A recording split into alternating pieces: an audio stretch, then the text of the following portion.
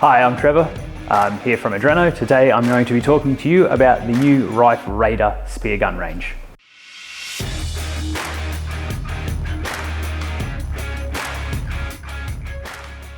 These guns come in 4 lengths: 55, 61, 67 and 70 inch lengths. To put in perspective, the 70 inch length is my height. So the biggest gun is very large and we couldn't fit it in the video, so today we're just going to use the 67 inch as an example. These guns are the latest evolution from Riffe's Bluewater range.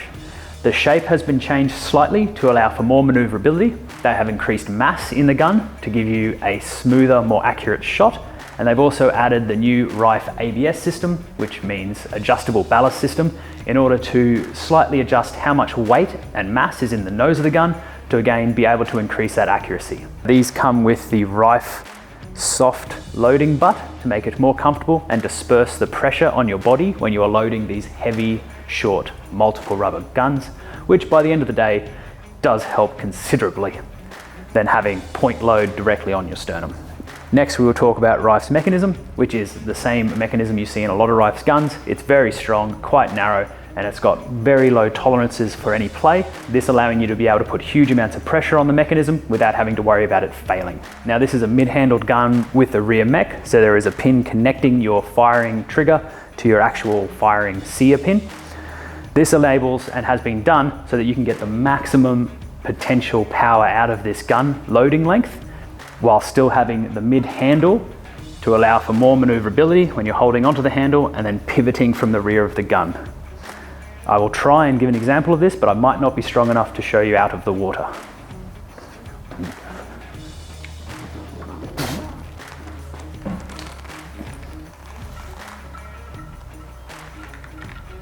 Jesus, that's heavy. As you can see from how much of a struggle that was, there is an incredibly large amount of mass in this gun. The more mass in the gun gives you the more opposite reaction for the equal and other reaction, like in the Einstein thing.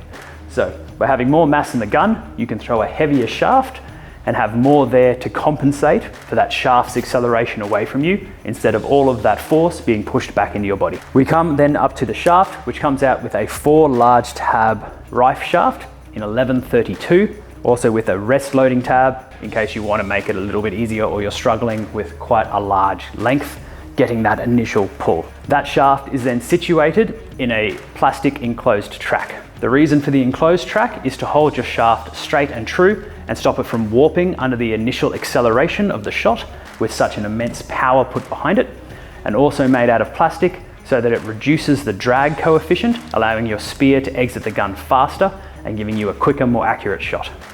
The spring stainless shaft is then connected to the gun or to your breakaway, depending on how you want to have it rigged up, via the coated stainless steel cable. And then on the end of your spring stainless shaft is a stainless slip tip tri-cut with grooves then cut into the tri-cut to increase its speed through the water and also act like flights, hopefully making it more accurate. That slip tip is then connected to your shaft by another piece of coated steel cable. Here we have the Riffe ABS system, which is adjustable ballast system. This works off the system of having lead plates that you can add in the muzzle end of your gun. So if you are running a heavier shaft or more rubbers and you need more mass to compensate for the kick, you can add more mass in through weight into your muzzle end, and it sits recessed in the gun so it's nice and pretty and doesn't stand out or cause you any headaches.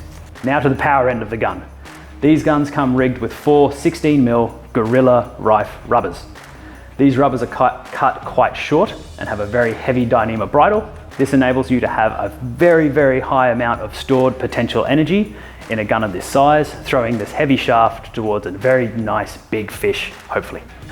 Now we come to the stock itself. These are made out of 5 pieces of mahogany, then laminated together with opposing grain directions. This is to give you more rigidity, as well as stop one bit of timber wanting to warp one way and the other bit of timber wanting to warp against it. Because of this, they're then acting against each other to give you a lot more structural integrity. There are then grooves which have been placed on the top of these wings in order to give you a nice streamlined area for your rubbers. This minimizes how big and bulky it is at the end of your gun, giving you a nice smoother shot. This stock then tapers from the rear of the gun, increasing in size as you get towards the muzzle.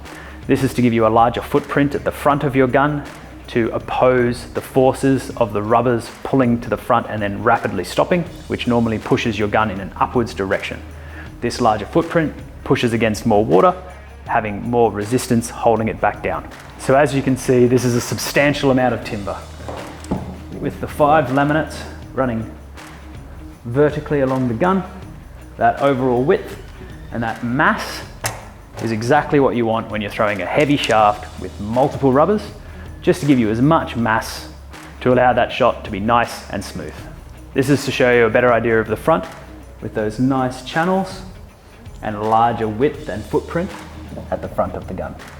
Okay, so it is early days as these have not been out for too long, but going off the track record of the Riffe Bluewater guns and the fact that they have each time improved upon it, I believe that these will show themselves to be quite an efficient, heavy fish hunting weapon. Well, I've been Trevor, this has been Adreno, and this has been the Riffe Raider series.